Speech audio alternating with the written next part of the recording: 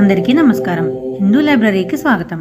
ముక్కోటి ఏకాదశి విశిష్టత ఏమిటి, ఆ రోజు మనం ఏమేం పనులు చేయాలి, పూజ, ఉపవాసం ఇలాంటి వాటికి ఏ నియమాలు పాటించాలి, ఇవన్నీ కూడా ఈ వీడియోలో వివరంగా తెలుసుకుందాం.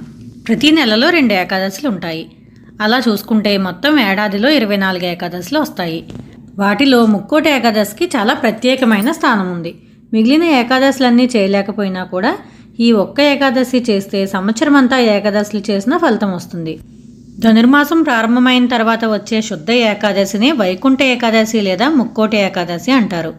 ఇది ఒక్కొక్కసారి మార్గశిర మాసంలో, ఒక్కోసారి పుష్యమాసంలో వస్తూ ఉంటుంది.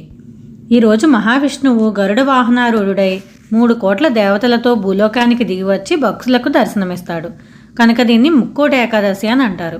ఈ ఒక్క ఏకాదశి 3 కోట్ల ఏకాదశులతో సమానం కాబట్టి దీనికి ముక్కోటి ఏకాదశి అనే పేరు వచ్చిందని కూడా చెప్తారు. ఏకాదశి అనేది విష్ణువుకి అత్యంత ఇష్టమైన తిథి. దీని వెనకాల ఉన్న కథ ఏంటో ఇప్పుడు తెలుసుకుందాం. పద్మపురాణం ప్రకారం మురాసురుడు అనే రాక్షసుడు దురాగతాలు భరించలేక దేవతలు విష్ణువుని శరణు వేడతారు. అప్పుడు విష్ణుమూర్తి మురాసురుడితో యుద్ధం చేయడం మొదలు పెడతారు. యుద్ధం మధ్యలో మురాసురుడు నీటి అడుగుకు వెళ్ళి దాక్కుంటాడు. అలసిన విష్ణువు ఒక గుహలో సేదతీరుతుండగా తిరిగి వచ్చిన మురాసురుడు నిద్రపోతున్న విష్ణువును చంపడానికి ప్రయత్నించాడు. ఆయన నుంచి ఒక శక్తి ఉద్భవించి తన కంటి చూపుతో మురాసురుణ్ణి కాల్చివేసింది. అప్పుడు విష్ణువు సంతోషించి ఆమెకు ఏకాదశి అని పేరు పెట్టి ఆ తిథి రోజు ఎవరైతే ఉపవాసం చేస్తారో వారి పాపాలన్నీ పరిహారం అవుతాయని వరమిచ్చాడు. అలాగే ఏకాదశి రోజు మురాసురుడు బియ్యంలో దాక్కుంటాడని, అందుకే బియ్యంతో చేసిన ఏ పదార్థము కూడా తినకూడదని అంటారు.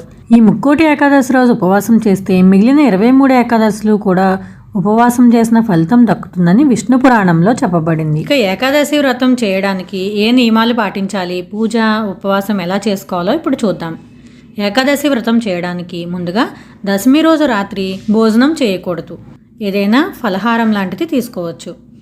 ఇక ఏకాదశి రోజు ఉదయం బ్రహ్మముహూర్తాన్నే నిద్రలేచి స్నానం చేసి విష్ణుమూర్తిని తులసి దళాలతో అర్చించి షోడశోపచార పూజ చేసి విష్ణు సహస్రనామ పారాయణం చేసుకుని తర్వాత కుదిరితే ఉత్తర ద్వార దర్శనం చేయాలి. అలాగే ఈ రోజు మొత్తం కూడా ఉపవాసం చేయాలి. తులసి తీర్థం తప్ప ఏమీ తీసుకోకూడదు. అనారోగ్య కారణాల వల్ల, వయసు వల్ల అలా చేయలేని వాళ్ళు పాలు కానీ పళ్ళు కానీ తీసుకోవచ్చు. ఇంకా ఈ ఏకాదశి వ్రతంలో అసత్యం ఆడరాదు, చెడ్డ పనులు, దుష్ట ఆలోచనలు చేయకూడదు, బ్రహ్మచర్యం పాటించాలి. ఆ రోజు రాత్రంతా కూడా జాగరణ చేయాలి. ఇక్కడ జాగరణ అంటే మేల్కొని ఉండడం మాత్రమే కాదు, దైవ ధ్యానంలో గడపడం.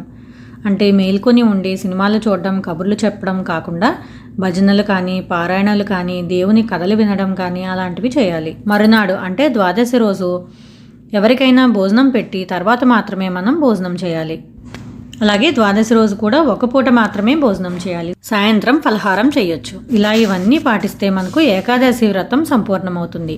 కాబట్టి ఏడాదిలో 24 ఏకాదశులు మనం చేయలేకపోయినా కనీసం ఈ ముక్కోటి ఏకాదశి రోజైనా ఈ నియమాలన్నీ పాటించి ఏకాదశి వ్రతం చేస్తే మనం అన్ని రకాల వ్రతాలు, పూజలు చేసిన ఫలితం మనకు దక్కుతుంది. కాబట్టి మీరు కూడా ఈ ముక్కోటి ఏకాదశి వ్రతాన్ని ఆచరించి ఆ స్వామి అనుగ్రహం పొందాలని కోరుకుంటూ సర్వే జన సుఖినో భవంతు.